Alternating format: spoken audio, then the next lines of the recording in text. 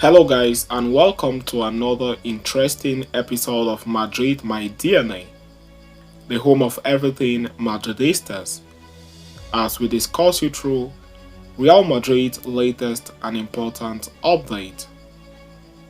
On today's agenda, we will be talking you through Real Madrid's players' rating in 4-0 thrashing over Celta Vigo at the Santiago Bernabeu, as Los Blancos now move 7 points clear of second place Girona and 8 points clear of third place FC Barcelona in the title charge.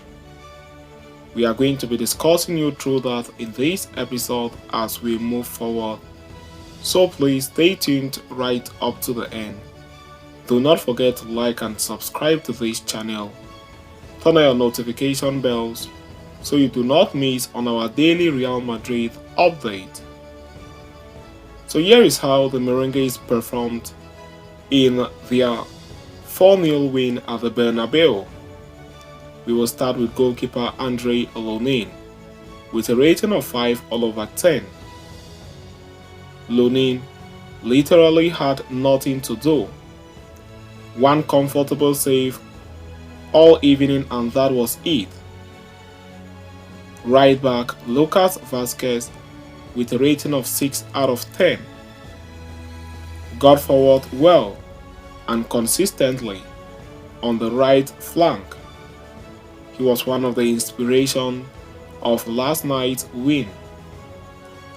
Centre back Antonio Rudiger with a rating of 8/10. A constant threat from set pieces, winning aerial duels in the final and second half, which led to the 2 goals. Rudiger thought he had scored, but the goal was awarded as an own goal because it deflected off the goalkeeper and went into the net. Centre-back Nacho Fernandez with a rating of 6/10. He used the ball well, completed 95% of his passing accuracy in the game. The manager Carlo Ancelotti was full of praises after the game for the Spanish veteran. Left back Ferland Mendy with a rating of 6/10. Like his fullback partner, Mendy was a regular offensive threat last night. Centre midfielder Federico Valverde with a rating of 7/10 had a few pops at goal and on another day might have resulted in a goal. Decent. Centre midfielder Eduardo Camavinga with a rating of 8/10.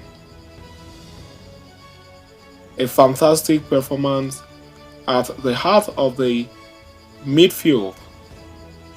The youngster won 10 duels, won position for his side 13 times, and completed over 95% of his passes. Centre midfielder Luka Modric with a rating of 8/10. It is astonishing that at the age of 38 years, Modric can still be this good. He put in an all-action outing on Sunday with the brilliance of his set pieces deliverance, baffling the Celta defense throughout. Attacking midfielder Brahim Diaz with a rating of 6/10. He caused a lot of problems with his clever movements in around the penalty area. Was decent throughout the game. Moving to the forward department, Rodrigo goals with a rating of 5/10. He had a few moments but nothing particular to write home about. His striking partner, Vinicius Jr., with a rating of 7 out of 10, scored the first goal and put in a wonderful cross which led to the third, a top outing from the Brazilian. Having concluded with the starting lineup, there were a number of substitutions carried out by manager Carlo Ancelotti, but we are going to emphasize on one particular substitute, who is Arda Guler.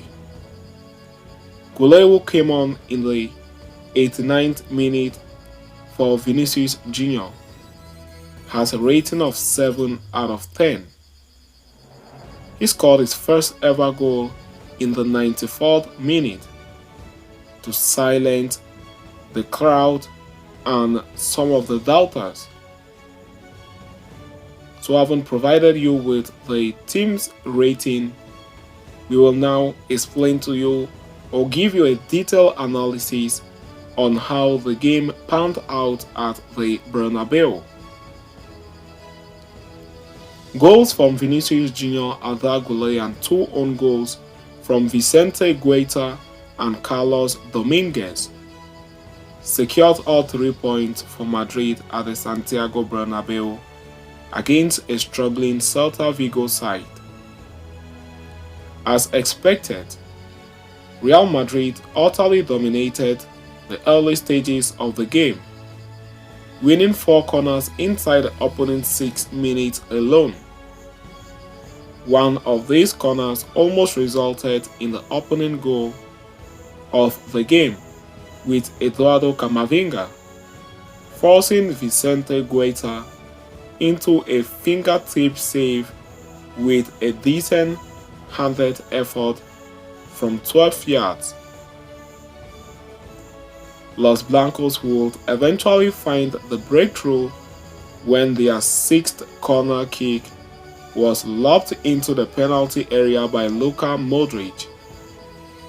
The legendary defender curled the ball perfectly into the path of Antonio Rudiger, who thumped a header goalwards. Rudiger's header would be rather splendid saved by Guaita, as would a follow-up volley from Vinicius Jr., but a third effort from Vinicius would prove to be a bridge too far for the ex-Crystal Palace goalkeeper, who could only watch on as the forward tapped in to the net. Despite being on the back foot for 99% of the first half, Celta would create one really good chance before the halftime whistle. That chance would fall in Luca de la Torre, who looked an unmarked header from 6 yards out well over the crossbar after being founded by Iago Aspas at the back post. Madrid's dominance of proceedings would continue into the second half. Federico Valverde, Brahim Diaz, and Rodrigo goals all spurned half chances earlier in the first half. However, Madrid wouldn't create another real chance caught until Joselu came on from the bench in the final quarter of an hour. Joselu's chance would come from, yep, you guessed it, another corner delivery from Modric. This time the ball was floated into the near post area. Joselu rose high but was unable to keep his effort goalwards as it flew past the crossbar. 5 minutes later, yet another corner kick would result in chaos in the Celta Vigo box and led to Madrid's second goal of the game.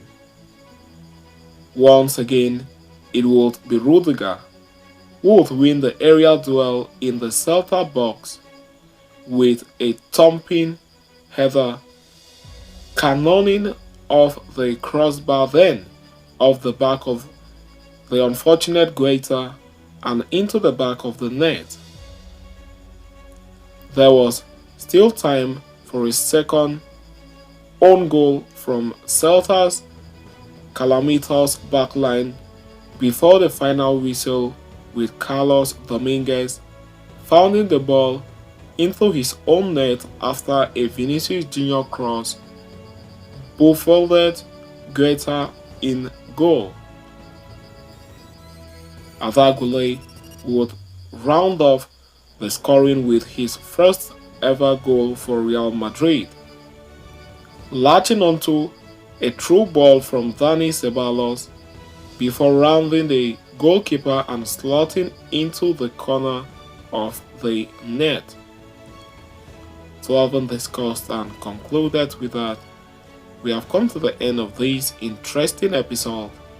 Thanks for following us right up to the end. See you next time, and a very big Hello Madrid to us all.